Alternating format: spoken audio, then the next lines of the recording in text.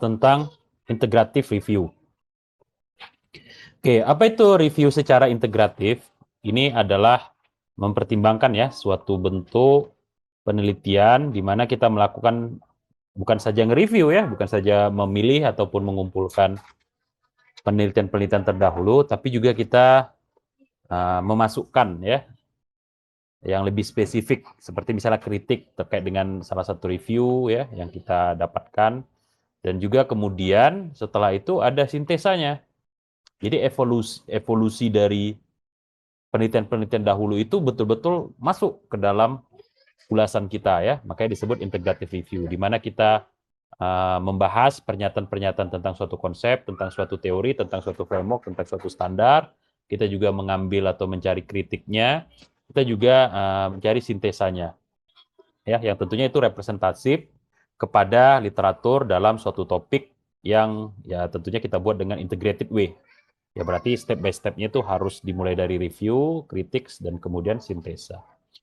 Nah, tentunya tujuannya untuk mendapatkan ya framework baru, framework yang lebih baik, dan juga pandangan ya, perspektif terkait dengan suatu topik tersebut. Jadi kita mau nge-generate, mau menghasilkan new framework dan juga new perspektif. Nah, body dari literaturnya itu mengandung ya seluruh penelitian yang mengalamatkan atau yang membahas related ataupun identical hypothesis. Jadi yang serupa atau yang mirip. Nah, well done integrative review itu harus memenuhi ya standar yang sama, di mana primary research sebagai penelitian utama, di mana ini syarat-syaratnya ada klaritasnya atau kejelasannya ya, clarity-nya, ada rigornya, ketepatannya, dan juga bisa direplikasi. Nah, ini dari Type of Literature Review di 2019 University of Southern California. Nah, ini sangat utama ya, it is major melakukan integrative review karena integrative review itu menentukan ya pengetahuan semasa atau terkini terkait dengan topik yang spesifik karena dia carry out proses identifikasi ya, proses analisa dan juga proses sintesa hasil dari suatu penelitian yang sifatnya mandiri terkait dengan subjek yang sama. Jadi kita melihat variabilitas di sini ya, keberagaman dari penelitian tersebut yang tentunya itu kontributif ya, berkontribusi kepada manfaat ya, manfaat yang banyak ya terkait dengan kualitasnya, kualitas daripada suatu teori atau konsep atau device itu di-deliver ya, didaya gunakan kepada pasien. Kalau dalam kasus ini ya, ini di nursing, ini terkait dengan ya pemanfaatannya atau penggunaannya. Dan it is not worthy untuk mention bahwa penggunaan dari integrative review ini akan berpengaruh tidak hanya kepada pengembangan ya, kebijakan, protokol, prosedur, tapi dia juga sangat kritikal dalam proses penilaian ya, dalam demand ya, daily practice. Oke, ini beberapa mekanisme ya dalam integrative review. Proses-proses yang harus kita lakukan. Pertama misalnya ask ya, kita bertanya kepada stakeholder, kepada yang relevan, terus kemudian kita acquire datanya, terus kemudian kita appraise, bikin peringkatnya, bikin penilaiannya, terus kemudian kita assemble ya. Di sini dijelaskan misalnya bikin table, terus kemudian menentukan key summary-nya, ringkasannya ya, terus kemudian membangunkan rekomendasi, kemudian mengembangkan kesimpulan. Terus kemudian kita apply dan kita assess kembali ya. Kalau di sini kan lebih kepada kemauan kita ya, ekspektasi kita. Nah, tetapi setelah di sini proses assessment-nya ini tentunya menggunakan standar yang ada supaya bisa melihat ya mana yang best practice. Jadi kita dive karena kadang-kadang best practice itu ada ya, tapi tidak dilakukan gitu atau secara penerapan itu doesn't make sense. Contoh misalnya dalam kasus keamanan ya, keamanan data itu seringkali disebutkan bahwa jangan best practice ya, secara best practice jangan menyimpan data di browser secara langsung. Tapi dalam prakteknya itu tentu sulit ya kita lakukan. Kenapa?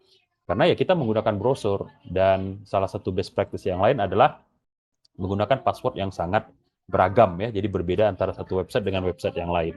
Nah, tentunya supaya kita mudah praktis dalam masuk ya atau proses autentikasinya, tentu mau tidak mau kita akan menggunakan ya vault yang ada di dalam browser tersebut.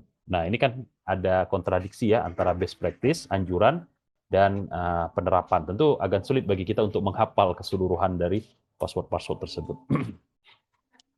Oke, ini salah satu mekanisme juga ya, dari identification, terus kemudian sebenarnya hampir mirip ya integrative review dengan sistematik, dan salah satu powerful dari integrative review adalah ataupun majornya ya, hampir sama dengan empirical, di mana kalau empirical sifatnya dia bisa ke semua, kalau di sini dia bisa menggabungkan ya dua atau lebih teknik-teknik review ya.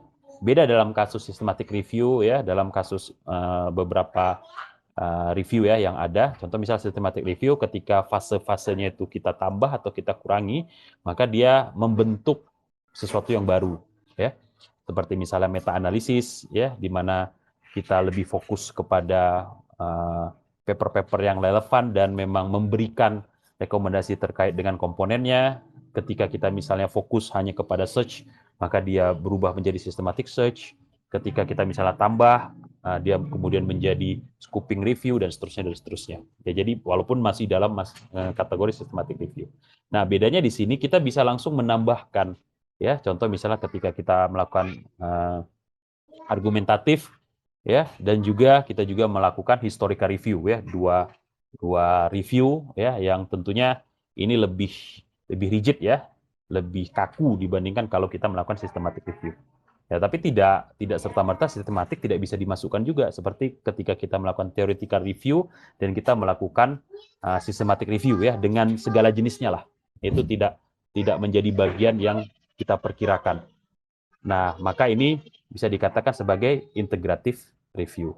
Nah, jadi di sini ada proses di sini menggabungkan ya antara systematic review dengan proses review yang lain ya, seperti misalnya historical.